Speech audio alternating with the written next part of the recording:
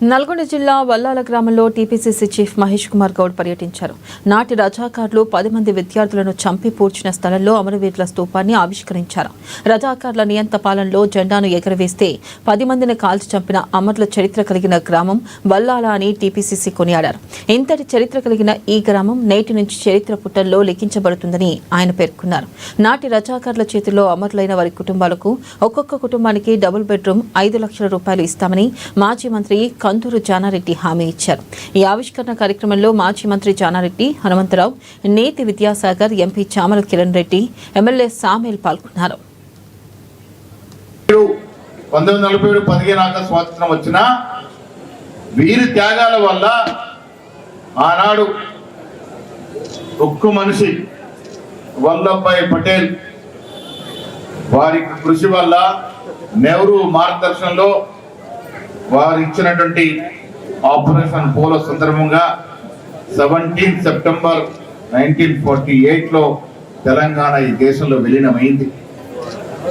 విలీనానికి ముందు 46 నుంచి 47 మధ్య జరిగినటువంటి పోరాటం, ఎంతో మంది ప్రాణ త్యాగాలు, ఇవన్నీ దృష్టిలో పెట్టుకునే ఆనాడు నెహ్రూ ఆదేశంతో సర్దార్ వల్లభాయ్ పటేల్ పోలో ఆపరేషన్ నిర్వహించి నిజాంని లొంగ తీసుకొని తెలంగాణ ప్రాంతాన్ని అఖండ భారతంలో కలపడం జరిగింది.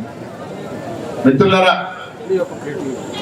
ఇవాళ స్తూపం నిర్మించుకున్నామంటే ప్రస్తుతం మనకి కాకుండా భవిష్యత్ తరాలకి ఒక మెసేజ్ ఇచ్చే విధంగా ఆనాడు జాతీయ జెండా ఎగరవేస్తే హనుమంతన చదివిన 10 మంది చిట్టిప్రోడు శ్రీరంగం నుంచి సిద్ధయ్య వరకు దాదాపు 10 మందిని పిట్టలు కాల్చిన సందర్భం. ఆంధ్రజ్యోతి పత్రికలో వచ్చిన ఆ సమాచారం తెలుసుకొని ఒక్క 8 మంది కాదు, తెలంగాణ సాయుధ రైతాంగ పోరాటంలో రజాకారులకు వ్యతిరేకంగా భూస్వాములకు వ్యతిరేకంగా కొట్లాడిన నల్లగొండ జిల్లాలో ఉన్న 3800 మంది అమరులై వాళ్ళ చరిత్ర లేదు. కానీ ఇలా వల్లాలో ఉన్న చనిపోయిన వాళ్ళ చరిత్ర తీసుకొని హనుమంతరావు గారు వారు కాంగ్రెస్ పార్టీ నికారస్ అయిన స్వతంత్రం తీసుకొచ్చిన కాంగ్రెస్ పార్టీ, ఆయన ఈ 10 మందిలో కూడా 7 మంది లెఫ్టిస్ట్ ఆలోచనతో ఉన్న 3 కూడా కాంగ్రెస్ పార్టీ, వారు వాళ్ళ చరిత్ర కూడా తీయడం జరిగింది.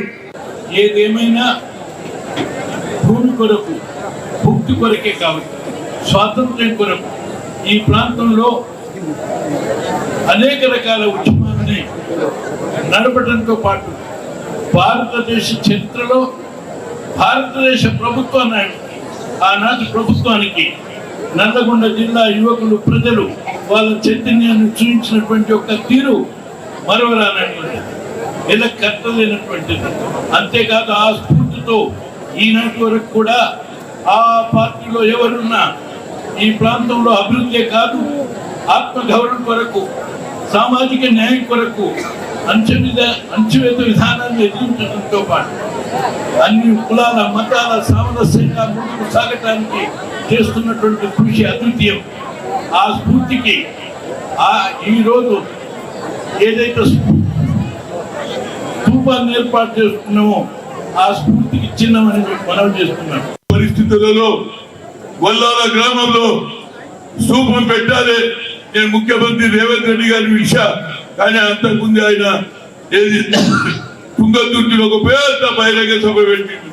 అప్పుడు ఈయన కూడా ఉన్నాడు, శామ్యూల్ గారు. అప్పుడు నేను అన్నా, నా మిత్రుడు సోదరుడు పిసిసి అధ్యక్షుడు తీసుకోబోతున్నాడు, అందరికి పిలిచాను.